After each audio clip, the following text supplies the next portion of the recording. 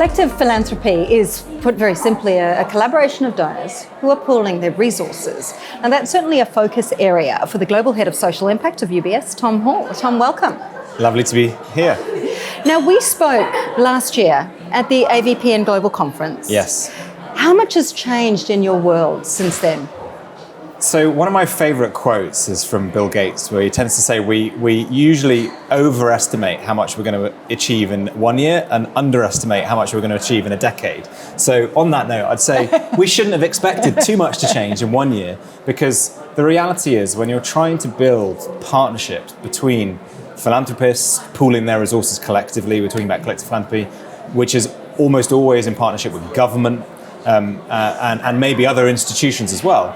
These take time, they take trust. You have to really invest in them. So I would say the progress that we'd hope to see is being seen, and we're on track. So for example, in Asia, we pulled together a group of philanthropists focused on really using their resources to try and address climate change, focused on nature-based solutions. And we've seen already, just from the pooling of 15 families, investing their capital, 20-something organizations across the whole region focused on things like mangrove restoration, preservation, nature-based solutions, really start to work together for the first time.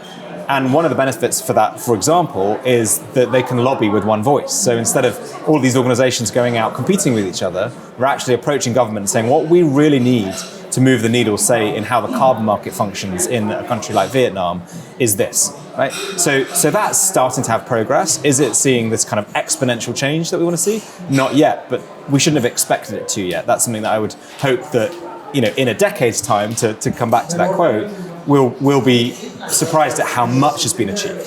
So are you talking about the Climate Collective? Yes, that's the Climate Collective. Yeah, just this is the Climate call a spade. Yeah, and again, that's been growing. We've added new members. We've got more people excited.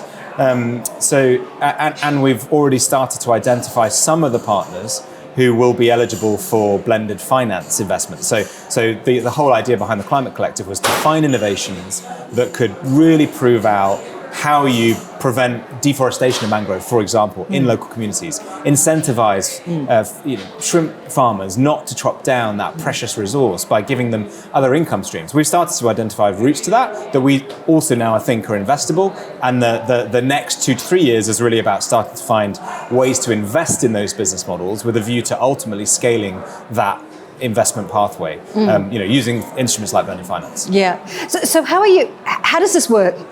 From step A to step whatever it is, where you do actually get commercialize to commercialize some of these ideas. How do you make the decision, right, this is the right investment for us, this is the right organization that we're going to sponsor? Well, I think part of that is what, the call we made almost 20 years ago when we set up the UBS Optimus Foundation, was that actually philanthropists need support to identify, where to allocate capital, because it's potentially a bit of a Wild West out there. I mean, there's millions of NGOs all purportedly doing the same thing. How do you find the most impactful ones? And that was part of our way of answering that, was to say, let's recruit deep experts in different sectors. Obviously, in this context, we're talking about climate and the environment. Let's do the landscape work to really understand where can philanthropic capital really move the needle versus investment capital. So talk to me about blended finance. Yes. There's a lot of innovation when it comes to financing facilities at the moment. And you're talking about change and how quickly change occurs, but how quickly is change occurring in blended finance? So blended finance is obviously a really exciting territory. I think I'm one of 25 speakers on the topic.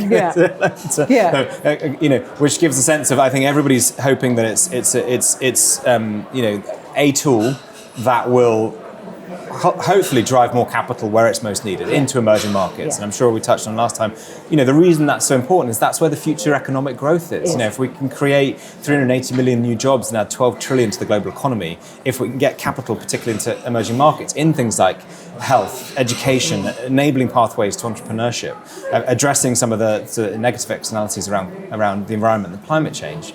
So there's a reason people are excited about blended finance, and one of the core elements of that is, I think, what we've seen over many decades now is essentially a form of market failure in getting money in capital into those kinds of areas. So let me just give you one example, right? We invested in an oxygen business for the whole of East Africa that was offered a 26% return, your cost of capital, to scale up its provision of medical oxygen. Super important for things like childbirth, Yeah. saving babies and mums' lives during childbirth, right? Forget about things like COVID, where it's also important, right? Yeah. Capital simply wasn't flowing to that business. Those babies were just not getting access to oxygen during childbirth.